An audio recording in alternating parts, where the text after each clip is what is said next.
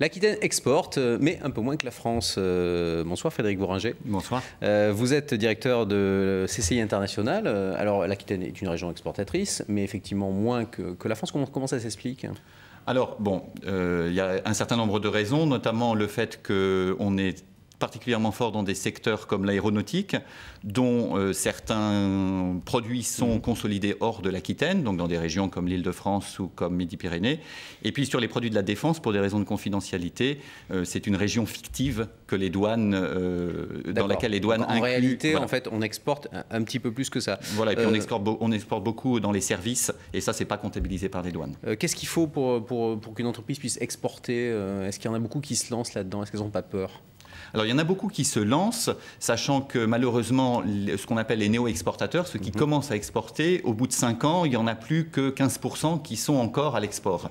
Et donc, notre rôle, c'est effectivement de leur permettre d'avoir les prérequis pour relever les défis d'exportation. Alors, c'est quoi les prérequis ? C'est quoi une bonne entreprise exportatrice ? Alors, il y a des choses auxquelles on ne peut pas grand-chose, par exemple la parité euro-dollar sur certaines destinations.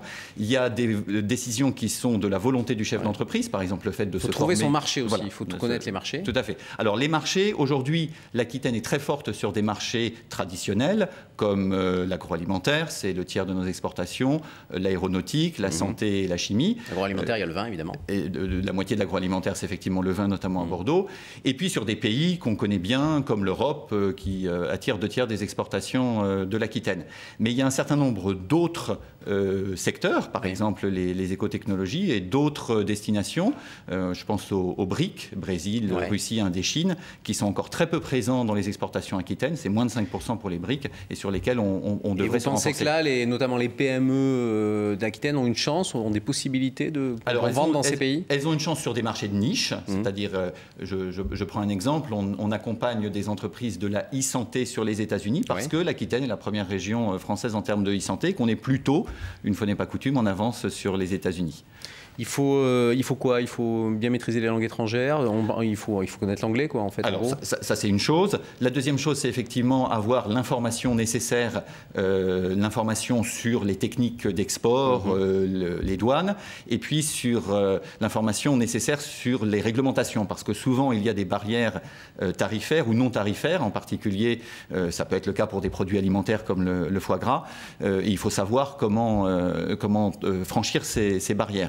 Et puis, il faut les réseaux. Et c'est là qu'on peut, nous, être utile. Vous pouvez intervenir. Voilà, on dispose du réseau. Vous avez les réseaux dans ces pays-là, ces nouveaux pays, enfin, ces pays qui se développent. Alors, on a les CCI françaises à l'étranger, qui sont présentes dans plus de 120 pays, et qui fonctionnent comme des sortes de clubs qui peuvent aider les entreprises françaises, de la même façon qu'on travaille avec les missions économiques du BIFrance, donc les services de l'État, et on met à disposition des entreprises tout ce réseau. D'accord. Et alors, pour finir, donc c'est possible, si une entreprise a dit, tiens, je pourrais peut-être vendre ça à l'étranger, il ne faut pas qu'elle hésite, peut-être à vous contacter ou à contacter. On se rendra dans l'entreprise et on l'accompagnera. On verra avec elle, notamment comment il faut qu'elle investisse en termes de ressources humaines, en termes de formation, en termes d'information pour pouvoir aller à l'étranger.